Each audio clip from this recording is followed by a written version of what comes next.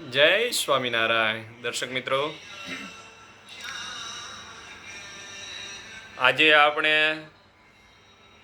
ફરાળી ભેળ થોડાક જ સમયમાં બની જાય એ રીતે આપણે બનાવવાની છે. અને હા, આ અમારા ઘરના હરિકૃષ્ણ મહારાજ છે, બરાબર. તમને દર્શન કરાવું છું. અમારું મંદિર છે એના બાજુમાં બીજું જ ખંડ રાખેલો છે. અમારું મંદિરમાં એક ઘનશ્યામ મહારાજની મૂર્તિ છે. એક દર્શક મિત્રએ અમને કીધું કે ભાઈ નિજ મંદિરમાં સિંહાસનમાં ઘનશ્યામ મહારાજ હોવા જોઈએ.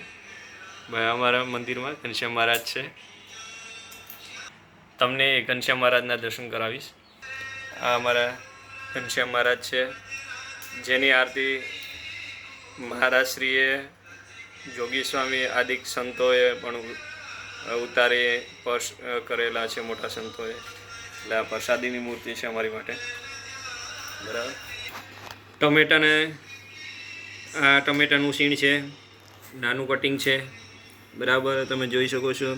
પહેલાં અમે ટમેટાને ધોઈએ છીએ, પછી એને સુધારીએ છીએ.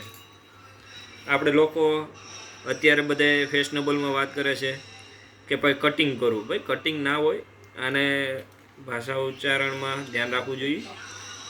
કાપવું કહેતા હોય ઘણા, કાપવું નહીં, સંભાળવું, સુધારવું, એ શબ્દો આપણા છે. જો આ છે અમારો મરચાં, બરાબર. આ કેપ્સિકોન મરચાં છે, એને સુધારેલા, બરાબર. અને આ બે લીંબુના ફાડા સુધારેલા. એટલી વસ્તુ છે. હવે આ આગળ સવાણું અને વેફર. આ છે સવાણું, ફરાળી સેવાણું. જુઓ છે ને, મોઢામાં પાણી આવે છે ને, ભલે આવે, બનાવી ખાઈ લેજો તો. સ્વામિનારાયણ સ્વામિનારાયણ. આ સવાણું, અમે આ સવાણું છે ને વડતાલ સ્વામીના મંદિર ત્યાંથી લાવીએ છીએ. ત્યાં પૂછેલું અમે કે ભાઈ શુદ્ધ અને પવિત્ર બનાવે છે, ગાળી સાળીને, જે સત્સંગીના નિયમ પ્રમાણે. એટલી વસ્તુ છે. આજે વેફર આપણે અત્યારે ચોમાસું છે એટલે અમે કાઢ્યું નથી. આ તમે અમારું મસાલું તો જોયું જ હશે, બરાબર, ફરાળ માટેનું. આ છે વેફર, ઘરે બનાવેલી બટેકા સીણીન, બાફીન અને ભગવાનનું નામ લેતા લેતા બનાવેલી છે, સૂકવીને. ઘણો ટાઈમ લાગે છે આ વેફર બનાવતા. જો મસ્તની. હવે આગળની આપણે આ બાઉલમાં આપણે ભેળ બનાવશું, બરાબર. હવે પહેલાં આપણે નાખશું ફરાળી સેવડો, સવાણું. આપણે સવાણું નાખ્યું. હવે ટમેટાં, બરાબર. કેમ કે અમારા ઘણા દર્શક મિત્રો એવા વિદ્યાર્થીઓ પણ છે જે બહાર રહે છે અને નિયમ રાખતા હોય છે. વિદેશમાં પણ એવા હરિભક્તોના દીકરાઓ છે કે જેને જાતે રસોઈ કરવી પડે છે. તીખા મરચાં આવી ગયા. હવે કેપ્સિકમ જોયું ને, ડૂટી ફૂટી જઈએ આપણે ખાધેલી હોય તો, નાના હોય ત્યારે, એની જેવડું સુધારેલું છે, બરાબર. હવે જો આ વેફર છે એને ભૂકો કરવાનો છે આ રીતે. અમે બહારનું નથી ખાતા, એટલે ઘરે જ બનાવેલી વેફર છે.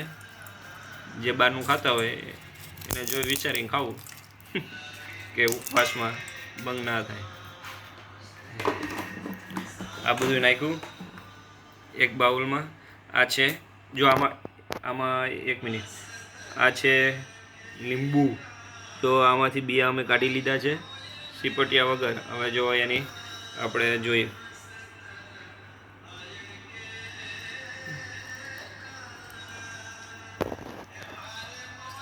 સ્વામિનારાયણ સ્વામિનારાયણ સ્વામિનારાયણ.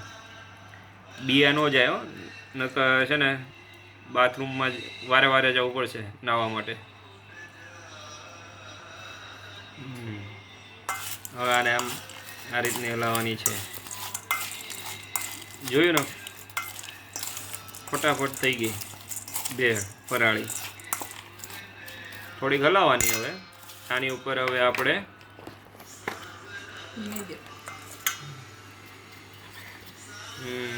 જો નિમક નાખવાનું છે, ચટણી, મરચું બોલે તો, દાણા જીરું, બરાબર. દળેલી ખાંડ નાખી શકાય, બરાબર. આમાં ભેળમાં તો બધું જેટલું હોય એટલું ચાલે. દાળના દાણા છે એવું ફ્રૂટ પણ નાખી શકાય, ઝીણા કેળા સુધારી પણ નાખી શકાય. સ્વામિનારાયણ સ્વામિનારાયણ. મોઢામાં રસ આવતો હોય છે ને. જો આ થઈ ગઈ છે. બસ દર્શક મિત્રો, હવે ભગવાનને થાળ ધરી પછી આપણે ગ્રહણ કરશું. મહારાજનો થાળ તૈયાર થઈ ગયો છે. સિંગ પાક તમને આગળના વિડીયોમાં બતાવ્યો હતો. આપણે હમણાં જે વિડીયોમાં આગળ જોયો તે ભેળના મખાના એ પણ તમે આગળ જોયા. આ જળ છે. મહારાજને હવે થાળ ધરશું. મહારાજ હરિકૃષ્ણ મહારાજ થાળ જમે છે. બસ મહારાજ ભૂલચૂક કાંઈ રહી ગયું હોય, ખારું મોળું તીખું ખાટું કાંઈ ભૂલચૂક રહી ગયું હોય તો માફ કરજો. પવિત્ર કરીને દોષ રહિત કરીને તમે થાળ આરોગો. હવે દર્શક મિત્રો, અમે આગળની વિધિ અમે કરશું. જય સ્વામિનારાયણ.